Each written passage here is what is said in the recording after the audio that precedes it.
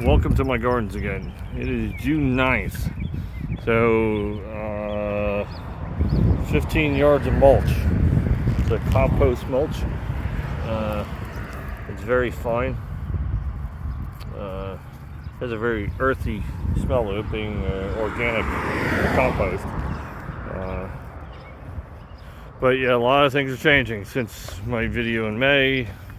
So I figured I'd give you a quick overview, especially with the mulching, all the new gardens I put in last year, and so now are mulched and covered. So yeah, all the irises are gone. The coneflowers are coming up. I do have a bud on one of my gladiolas. I got a bunch of them. Daisies are coming up. The bee balming. My Avon's Geum, I cut back. It'll rebloom. The foxglove, I've cut most of them down. I need to cut that one down. I had a creeping thyme here that died, which is weird. So I need to fill that space. I just ripped that out before I put the mulch down. But all the yarrow is in bloom. My veronica, little spots here and there. There's one tucked back there.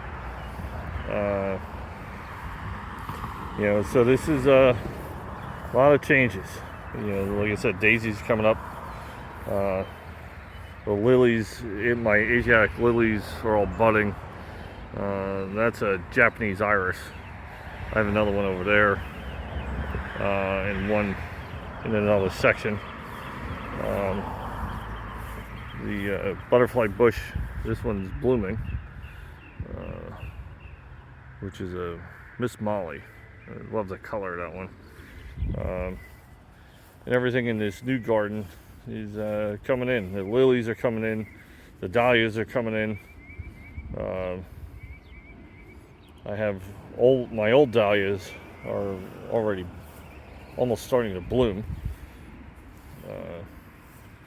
These are one of my favorite, the macaroon shastas. This is the fun one. This lily, 2 years ago, maybe 3 years ago, it was in a garden bed. I didn't plant it. It was one straggly stalk with one bud, and now gigantic. So yeah, the mulch looks great. It really defines the gardens better, brings the colors out of the plants and the flowers. Having a little problem with deer as they're eating the tops off some of my plants. My bearded tongue, they've ate, they don't normally like coneflowers, but they'll eat them before they bloom. And it's a false sunflower that they eat the tops off of. This is a cool, definition in the middle of the garden. It's a snowberry. It's a pink one.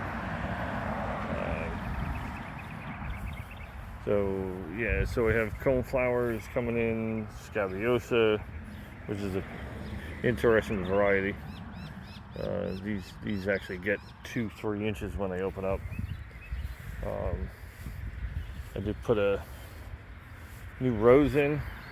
The one that was there just wasn't doing well. It was an orange one. I had to buy it because I love the color.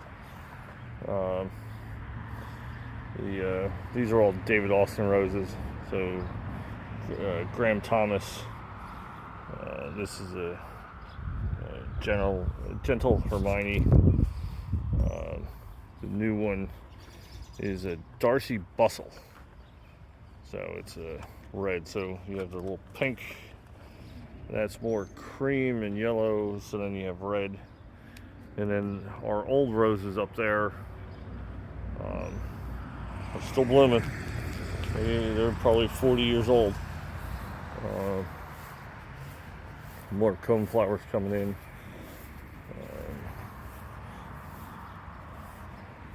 You know, our arbor, the last video was in full bloom. They'll bloom again. I deadheaded it yesterday. You can imagine how much fun that is. There's a couple of blooms still left on this side. My new clematis is hanging in there. You know, we'll keep an eye on it. But yeah, the Cancun rose has that very painted look to it, which is really nice. My big bee balm, or Jacob's Klein, is a little shorter this year. But everything's coming in. There's some of my surprises. I got white Astilbe, and a couple other Astilbes in between. The candy corn spirea and the bee balm. Some of my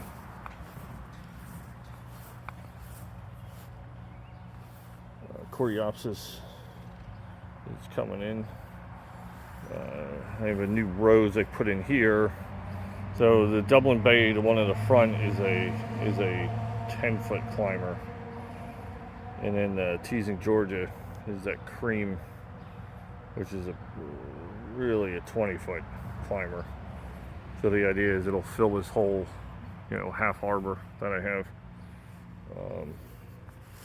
You know, the honeysuckle is still pumping them out. The birds love sitting on that. Bobo hydrangeas, they just started little buds on them. Birds stole all my blueberries, you know, which I figured. There's the orange rose I just took out.